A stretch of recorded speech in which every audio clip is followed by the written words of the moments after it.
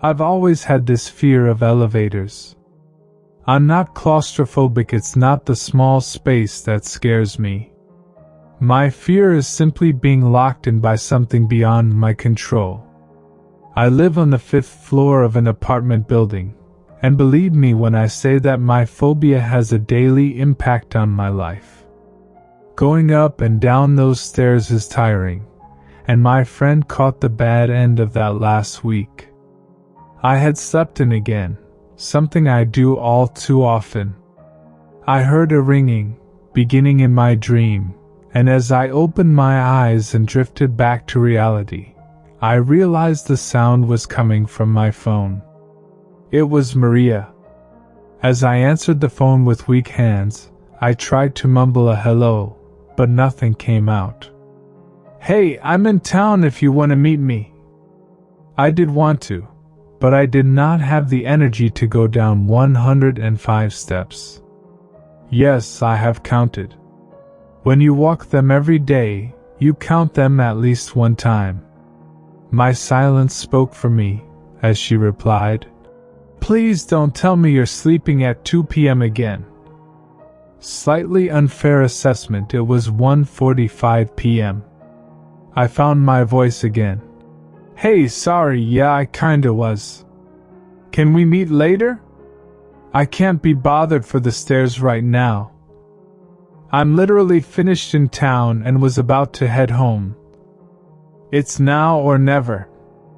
Please?" I couldn't say no to her when she says it like that. She has a specific tone of saying please that she just knows always works on me. I still had that sense of nothing quite feeling real, so I sat up and tried to wake myself a little. Fine, where are you?" "Downstairs." I chatted on the phone for a few minutes whilst I got ready.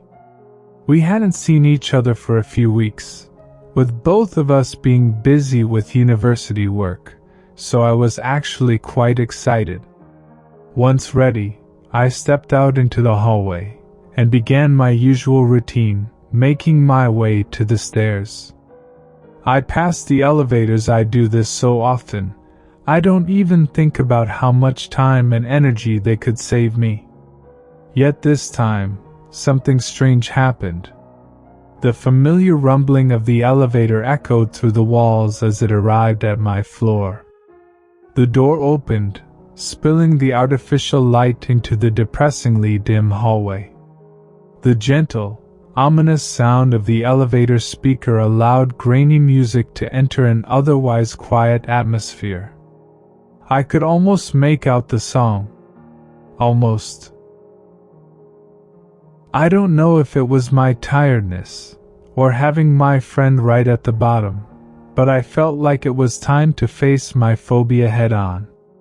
"I think I might try the elevator." "Wait, really? Oh my God, I'm so proud of you. I'll be right here at the bottom, waiting for you." I stepped into the metal box, doubting myself with every step. Even as my hand reached for G, confirming my destination for the ground floor, I was fighting myself to not run right back out. The doors seemed to close slower than they opened, giving me ample time to change my decision. I stayed. With the doors sealed, so was my fate. I knew I could no longer turn back. Just a warning, the signal might out if so. "Maria." "Hello?" The call had ended. I had forgotten that elevators often do that. Not only do they wish to trap you from the outside world physically, but also mentally. I had no way of communicating with Maria, and was left with my own thoughts, all of which were negative. I tried to fight the feeling of dread, trying to not even acknowledge the fact that I was in an elevator. It must have been about a minute and that I realized something was wrong. Elevators were not supposed to take this long. The number above the door indicated that I was still on the 4th floor. But I could feel the elevator moving, or Was that just my anxiety making everything spin? I pressed G again. I don't know how many times I pressed it before switching to the Open Doors button. Neither seemed to do anything to help my shaky breathing from speeding up. It felt as though the air I was breathing was giving me no oxygen at all, suffocating on nothing. I pressed the emergency button, waiting for a response. For a brief moment, as a man's voice interrupted the music, I felt myself feel more grounded with the earth. "Hello, is everything okay?" Despite my panic subsiding, I spoke too fast for him to understand me. "What?" I tried again. "I think the elevator is broken. It's not moving." A few seconds passed, a few seconds longer than I'd like before someone responds to something like that. But I kept taking deep breaths, knowing that he was probably sending somebody out to fix it. The next sound from the speaker broke me. "It's too late." The music came back to life, unaware of the terror within me. A cheery, happy melody, failing to make me feel anything similar. I pressed every button I could. I tried to call, text, and video chat with Maria. Every action I took felt slow, although I'm sure all of this happened within the span of 10 seconds. At the end of it, I collapsed to the metal ground. I looked up at the number 3. We had gone down a floor. That was good, I thought, until I felt everything stop. I didn't even realize it was moving until it had stopped. The change in velocity was noticeable. I would have felt relieved if it weren't for the fact that the third floor of this building doesn't exist. At least, if it does, then I'm not sure how to access it. The elevator has no 3 button, and there are no doors to exit the stairwell on the third floor. Even on the exterior of the building, there is a tall blank space on the wall between the windows of the second and fourth floors. The doors opened, though they did not free me. They only made my prison larger.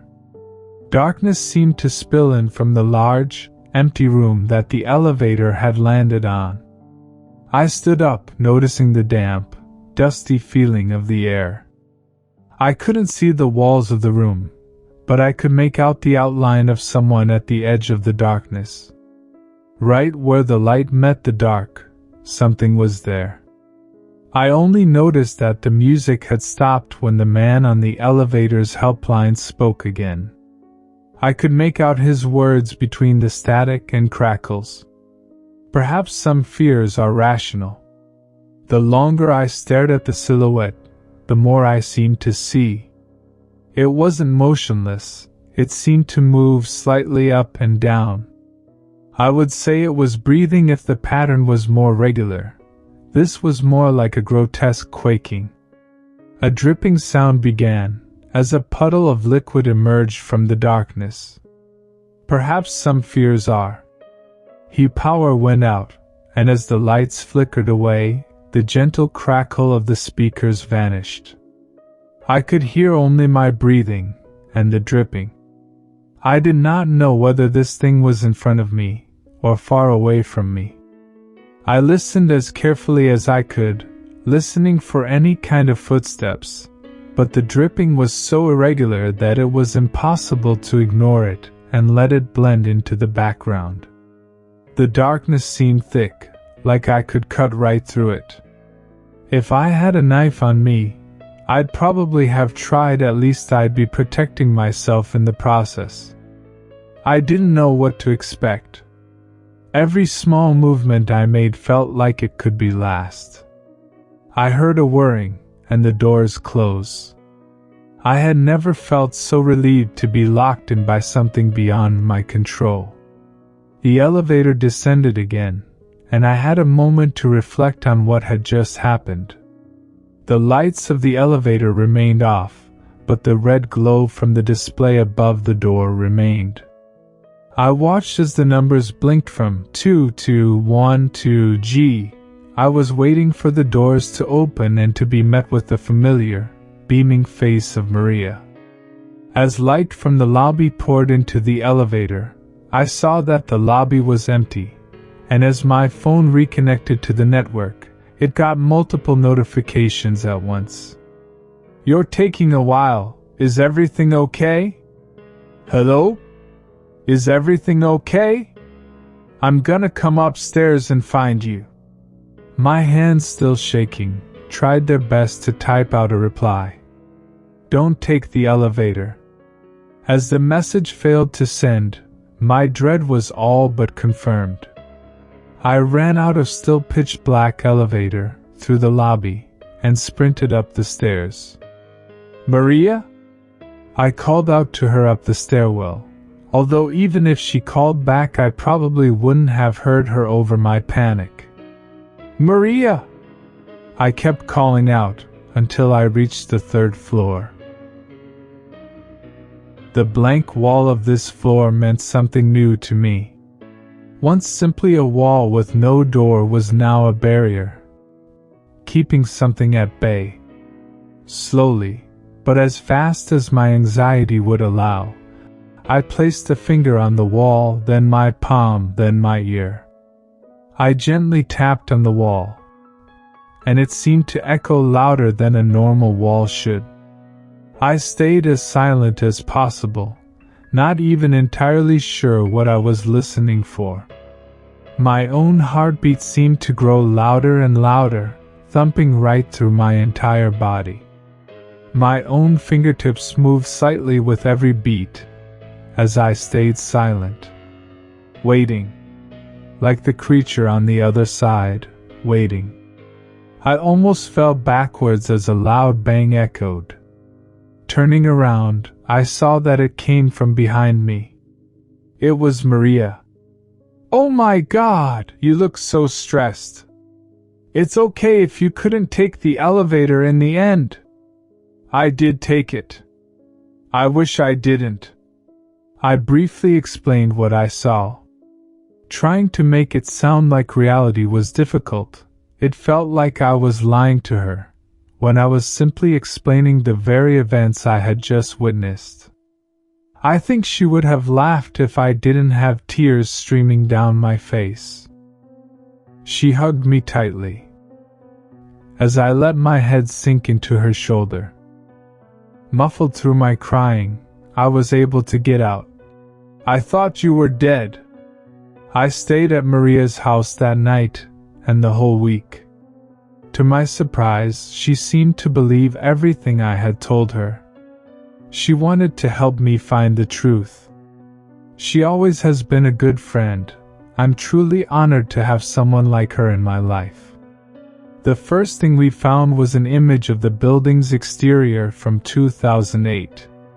Windows on the 3rd floor, some open, some closed, many with plants visible, or clothes hanging out to dry. People lived there some time ago.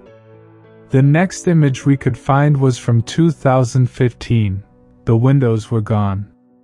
In those 7 years, something happened. The question is simply a matter of what. A local news article from 2012 seemed to hold some answers. 15 residents left furious as they are evicted from their homes. It spoke about the apartment building, and how a leak on the 3rd floor kept coming back.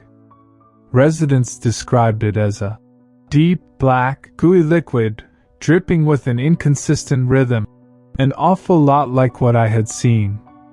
The eviction was temporary at first, whilst the leak was investigated, but it seemed to slowly transition to something permanent. What piqued my interest is that they specified, "We were able to catch up with 14 of those affected. So where's the missing one?" After reading through the names of everyone they caught up with, and investigating public documents, I found only one resident's name that didn't appear in the article. Dr. Victor Moros. He was reported missing shortly after the article was published. He had a PhD in psychology, specifically specializing in phobias. I managed to track down a relative of Victor. Their most recent address is the small English countryside town of Sonder. I want to talk to them, but I don't want to be disrespectful. They'll just think I'm crazy. I did visit the apartment lobby yesterday, just to check in on everything. The elevators were out of order. Not that I needed a sign to stop using them again anyway. All of this seems to link together somehow, I just know it.